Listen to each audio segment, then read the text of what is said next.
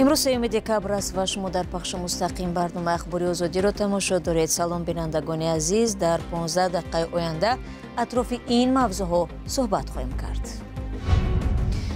خودمون مرز را نظارت میکنیم. وزارت کار خارجه تاجیکستان و کارشناسان احتمال جلب نیروهای روسیه یا سپد را به مرز این کشور رد نمودند.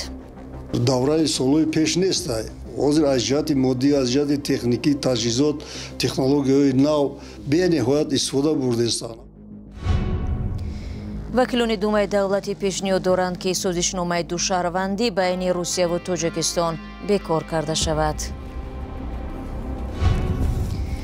ва дар ҳоле ки мақомоти тоҷик қариб 10 соли пеш никоҳҳои хешу табориро манъ карданд, теъдоди кӯдакони имконияташон маҳдуд кам нашудааст. чаро?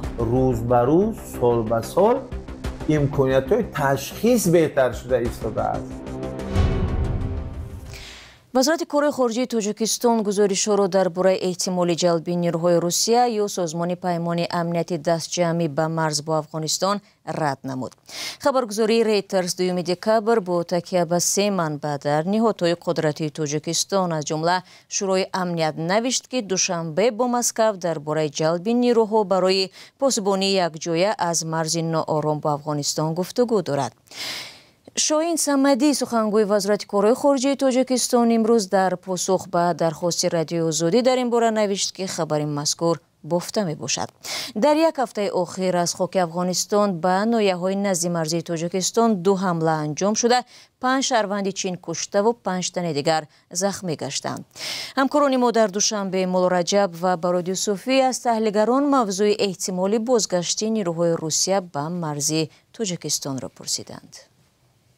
бисёри қомандоношон мана мисол академия тамом кардан, мактабҳои махсус. генерали бознишаста нуралишон назаров нахустин касе ки гуфта буд тоҷикон худашон бояд марзҳои кишвари худ ро дидбонӣ кунанд, замони хуруҷи нерӯҳои русия аз сарҳади тоҷикистон афғонистон муовини аввали фармондеҳии нерӯҳои марзбонии тоҷикистон буд.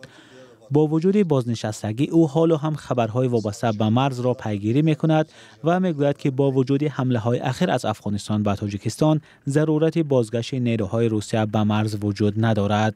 وقتی که ما خط سرحد قبول کردیم مثلا افغانستان برابر روسا ما خدمت میکردیم گویا برابر روسا هر یک همون показателҳое ки ваё доштанд мо аз ваё дам пеш бисёр показателҳомон хуб нишон додем. мана ҳозир мана мисол сарҳад дар ихтиёри мо давраи солҳои пеш нест. ҳозир аз ҷиҳати моддӣ, аз ҷиҳати техникӣ, таҷҳизот, технологияҳои нав бениҳоят истифода бурдестанд. ҳатто ма шунавидем ки паҳбод қати қошоқбароро задан. ин як навигарӣ аст барои мо. дар ҳақиқат ма фикр мекунем ки ҳозир сарҳад бисёр мустаҳкам шудагӣ аст. зарурати омадани расиянон нест. ман фикр мекунем нест. خبرگزاری رایترز 2 دکبر با تکیه به منابعش در نهادهای قدرتی تاجیکستان نوشت دوشنبه با مسکو درباره جلب نیروها برای پاسبانی یکجای از مرز ناآرام با افغانستان گفتگو دارد. وزارت کارهای خارجه تاجیکستان این خبر را رد کرد و آن را بافته نامید. مرز تاجیکستان و افغانستان بعد 2 حمله از افغانستان به چینایی‌ها هفته است در سرخط خبرهاست. کارشناسان چند فرضیه را مطرح می‌کنند. حادثه اخیری که در مرز تاجیکستان و افغانستان رخ داد چند مسئله را برملا کرد. مسئله کلیدی این است که طالبان عین حال سرتاسر افغانستان را اداره نمی‌کنند و اظهارات آنها درباره آنچه که اجازت نمی‌دهند افغانستان به لانه تروریستان تبدیل شود و به کشورهای همسایه تهدید کند درست از آب نبرآمد. مسئله دوم، منافع چین به طور جدی ضرر دیدند به خاطر آنکه به کارخانه‌های چینی حمله شد و کارگران چینی کشته شدند و این برای چین پیامدی جدی است. کارشناسان همصحبت آزادی از دوشنبه میگویند در پی حمله به کارگران چینی به احتمال زیاد همکاری‌های دوشنبه و پکین در بخش تامین امنیت بیشتر می شود. اصلی حساب اینجا اندیشیدن این که به چی آورده میرساند بسیار مهم است، چون که ما میبینیم که همین گونه حادثه ها به واسطه ضرورت تقویت همکاری های تاجیکستان و چین را بسیار مهم میکند، زیرا که این دو کشور هم مرز هستند و این دو رویداد اخیر نشان داد که همکاری ها در соҳаи дар самти муқовимат ба اکستریمیسم و تروریسم بسیار مهم است. در یک هفته اخیر از خاک افغانستان به ناحیه‌های نزدیک مرزی تاجیکستان 2 حمله انجام شده، 5 شهروند چین کشته و 5 تن دیگر زخمی گشتند. آنها در یک کارخانه ظرفشویی در ناحیه شمس‌الدین شاهین ولایت ختلان و شرکت راهسازی در ناحیه درواز ولایت مختار کوهستان بدخشان کار می‌کردند. مقامات تاجیکستان هر دو حمله را تروریستی نامیده، گروه طالبان و مقامات ایران و پاکستان آن را محکوم کردند. در روسیه پیشنهاد دارند که سازشنامه دوشهروندی با تاجیکستان بکار کرده شود. میخائیل دیلیاگین، معاون رئیس کمیته سیاست اقتصادی دومای دولتی، در نامه به حکومت روسیه بکار شدن این سازشنامه را طلب کرده است. وی نوشته است که سند مذکور ماهیت اصلی خود را گم کرده، سبب مهاجرتی بی‌صفت شده است. برخی از فعالان شبکه‌های اجتماعی نوشتند اگر چنین است، سازشنامه حضور پایگاه 201 روسیه در تاجیکستان نیز بکار کرده شود، چون این عهدنامه‌ها در یک بسته قبول شده بودند. سازشنامه دوشهروندی با روسیه در سال 1995 امضا شد. یک سال بعد از آن از طرف پارلمان‌های دو کشور به تصویب رسید. دیلیاگین در نامه‌اش هدف آن را کمک به احیای بعد جنگی تاجیکستان و قبول صاحبان فرهنگ روسی در کشورش عنوان کرده، افزوده است که هر دو مقصد اجرا شدند. پیشتر ماه می امسال عضو دیگری پارلمان روسیه سرگئی میرونوف نیز پیشنهاد کرده بود که بندی مربوط به امکانیت داشتن دوشهروندی از قانون اساسی روسیه برداشته شود. تاجیکستان یگانه کشور است که با روسیه نظام دوشهروندی دارد و سالانه صدها تاجیکستانی همزمان شناسنامه روسی هم میگیرند. اکثریت آنها برای رهایی از رنج پلیس و پتنت و دریافت امتیازهای به مثل یاری پولی به فرزندان و خریدن خانه شهروند روسیه میشوند. همچون شهروند آنها به جنگ اوکراین نیز فرستاده میشوند. در تقریبا 4 سال جنگ روسیه در اوکراین خبر مرگ 10 نفر آنها رسانه‌ای گردیده است. موضوع روسیه را ادامه می‌دهم. این کشور میگوید با آمریکا درباره طرح پیشنهادی صلح در اوکراین گفتگوهای سودمند انجام داده است، اما هنوز هیچ توافق نزدیک نیست. هیئت آمریکایی با رهبری استیو ویتکوف، نماینده ویژه آمریکا، روز 2 دکامبر در کرمل با ولادیمیر پوتین رئیس جمهوری روسیه و مقام‌های همراه اون نزدیک به 5 ساعت درباره طرح گفتگو کردند که هدف آن پایان دادن به جنگ روسیه در اوکراین می باشد. موضوع را همکارم طاهری سفری ادامه می‌دهد. ولادیمیر پوتین رئیس جمهوری روسیه با استیو ویتکوف، فرستاده خاص و جارد کوشنر داماد دونالد ترامپ رئیس جمهوری آمریکا و روز سه‌شنبه در شهر مسکو ملاقات کرد. هدف از ملاقات پایان دادن به جنگ روسیه در اوکراین بود که تقریبا 4 سال است ادامه دارد. چند ساعت قبل از گفتگو ولادیمیر پوتین با خطاب به حامیان اروپایی اوکراین گفت مسکو علاقه به جنگ و درگیری با آنها ندارد، اما اگر اروپا خواهان جنگ باشد روسیه هم کاملا آماده است. یوری اوشاکوف، مشاور رئیس جمهوری روسیه، پس از نشست گفت که صلح در اوکراین نه نزدیکتر شده است و نه دور.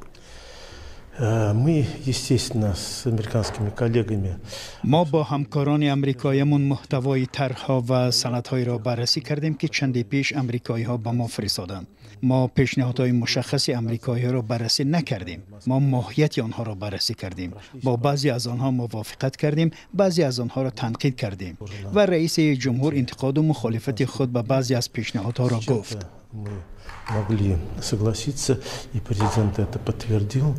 هفته پیش طرح 28 بندی امریکا درباره صلح بر رسانه‌ها راه یافت و نگرانی اوکراین و مقامات اروپا را برانگیخت، چون به قول آنها تن دادن به بسیاری از طلب‌های روسیه بود. مقامات اروپا طرح خود را پیشنهاد کردند که منافع اوکراین را بیشتر به نوبت گرفته است.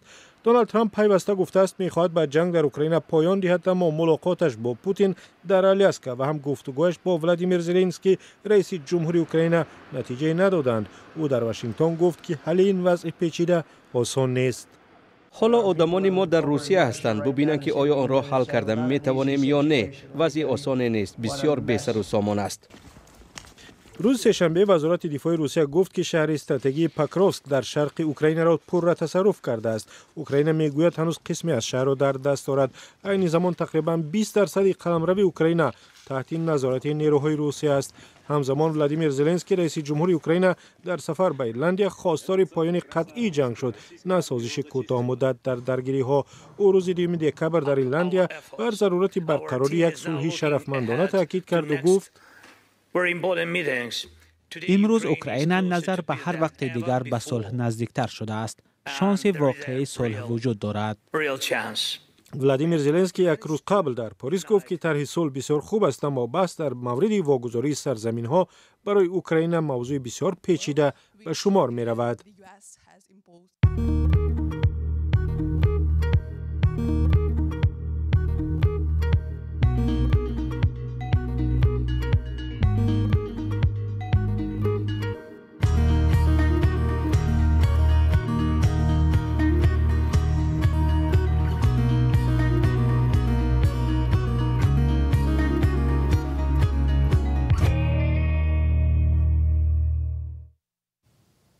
شما برنامه اخباری رادیو آزادی رو تماشا دارید. طبق امور وزارت تندرستی تاجیکستان تا نیمه اول سال جاری در کشور بیشتر از 170,000 افراد دارای امکاناتشان محدود ثبت نام شده است. این نشان داد نسبت سال 2024 حدود 6,000 کس بیشتر می باشد. در گذشته مقامات تاجیک نیکوی خویش و تباری را از سبب‌های معیوب به دنیا آمدن کودکان نام برده بودند. 10 سال پیش چنین ازدواج‌ها منع گردید، اما تا کجا وضعیت تغییر یافت در گزارشی همکارانمان می‌بینیم. در تاجیکستان تخمیناً 10 سال پیش نیکوهای خویش‌تباری را یکی از سبب‌های کمتوان تولد شدن 30% کودکان نامیده ازدواج خویشان نزدیک را منع کردند. امروز هرچند تاثیر این قانون را در وضع صحتی نوزادان نشر نمی‌کنند، منبع‌های گوناگون در تاجیکستان تولد کودکان امکاناتشان محدود را در سال از 2.5 تا 3,000 نفر حساب کردند. حالا شمار کودکان تا 18 ساله امکاناتشان محدود در تاجیکستان بیش از 35,000 نفر میباشد. این 10,000 نفر بیشتر نظر به آمار 10 سال پیش بوده است. نسل‌شناس سابقه‌دار شمس‌الدین قربانوف میگوید قبول قانون منع نیکوی خویش‌تباری برای بهسازی و رشد گنوفوند ملی ضرور بود، اما برای نتیجه دادن آن نباید سراسیمه شد. در عین زمان امکانات‌های تشخیص روز به روز، سال به سال امکانات‌های تشخیص بهتر شده ایستاده است. یک دویم امکانات‌های به قیدگیری بهتر شده ایستاده است. همین آماری که 10 سال پیش بود یا 20 سال پیش بود، تا چی اندازه من اعتماد کنم سر همین آمار؟ من خودم همچنین متخصص میگم که آمار ضعیف بود. ولی آنچه که وزارت تندرستی در یک گزارش اعتراف نمود این است که بیماری‌های مادرزادی و ارثی در حال افزایش هستند که باعث معیوبی کودکان میشوند. تاثیر محیط اطراف، استعمال غذای ناسالم و غیره هم سبب تولد کودکان کمتوان میشود، میگوید طبیبان. قانون امسال قبول شد، معنای اجرای پلان پخته را ندارد. میفهمید؟ قانون قبول شد، اساسناک است قبول کردن این قانون. در شرایطی که در تاجیکستان ما وجود داره، با هزار فکت و دلیل که مردم ما میل به ازدواج ها و برپا کردن عائله خود در یک داخل قوم خود یک عرف عادتشون هست، همه را آهسته آهسته از بین باید بود. میفهمید؟ آهسته آهسته باید از بین برد. به مردم شانس و امکانیت داد که از بیگانگان ازدواج کنند و این بر رفتار مقرری مبدل شود. یونیسف یا خزینه کودکان سازمان ملل میگوید به حساب عمومی در دنیا تخمیناً هر کودک 10 تا 18 ساله با بیماری‌های مادرزادی تولد میشوند. و حزب جبهه خلق در آذربایجان میگوید مقامات امنیتی علی کریملی رهبر این حزب را که اصلی ترین حزب مخالف حکومت می باشد بعد از یورش به خانه‌اش در باکو بازداشت کردند. بر پایه اعلامیه این حزب نیروهای امنیتی روز 30 نوامبر وارد منزل علی کریملی شدند و بعد از تفتیش خانه او را با خود بردند. جزئیات در وبسایت ما.